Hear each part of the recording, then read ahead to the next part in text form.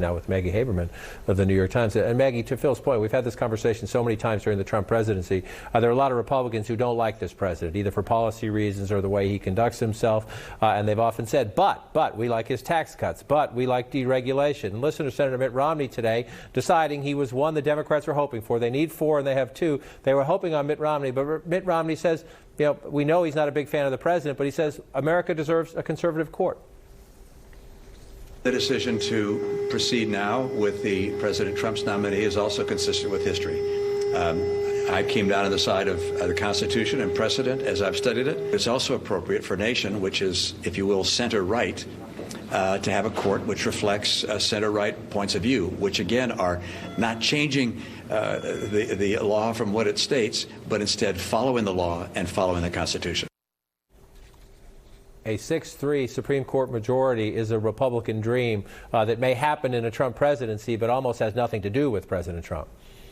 That's to a point. I mean, it does have something to do with President Trump. He could say no, but it is absolutely true that President Trump did not come into the White House with some clearly defined ideology. This is basically a program on judges that has been constructed by a number of people over years, including the White House counsels, including Mitch McConnell. This will be what the president knows he will be remembered for. I think the people who thought that Mitt Romney was sort of this resistance figure hero, he's a very conservative person who represents a very conservative state. So I think it should not be a surprise. I mean, Mitt Romney has flip-flopped on a number of issues over the years, but generally speaking, he has held conservative positions, particularly on issues like these, and that matches the state he represents. Within the White House, there is clear consensus around Amy Coney Barrett.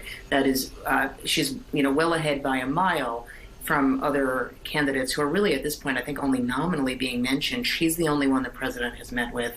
I don't know that he's going to meet with Barbara Lagoa at any point from Florida at any point during this week. And people who tell me that that might happen say it would really be something of a box check. Barring the unforeseen, Amy Coney Barrett is likely to be who the president chooses. And so that would allow the president to reshape the courts. And whatever you think of President Trump, 3 Supreme Court justices and then dozens of district court and appeals court judges. This is a major part of the Trump legacy that our grandchildren will be talking about with all these judges on the courts. The question is, does it have the impact the president hopes it has politically? I know, as you speak to them too, campaign advisors are thinking, Judge Coney Barrett, they think it might help with Catholics in places like Pennsylvania and places like Wisconsin. Right. And we're having this conversation. This has been the conversation of the year. We hit 200,000 Americans killed by the coronavirus today. The president has been trying to escape the cloud of the coronavirus throughout this campaign. He can't escape it. Can he mitigate it, I guess? Do they think this helps him, is the question. They certainly think, John, that anything that takes the focus off the coronavirus is a help to the president. Does it make people whose lives have been impacted either by illness or by economic crisis in some, to some degree, does it make them forget that? Probably not. I mean, I've heard the same arguments that you have heard about how it helps him with Catholics in key Rust Belt states. I think the question is, Amy Coney Barrett is very, very anti-choice on abortion rights. And I think the question is, for soft Biden voters, particularly women in the suburbs and men in the suburbs, does that do anything for the president to help win them back? I'm not sure it does. And this is why there are some people around the president who had been arguing for Barbara Lagoa. Again, I think that's incredibly unlikely to happen, but there was a case being made for why she did more politically.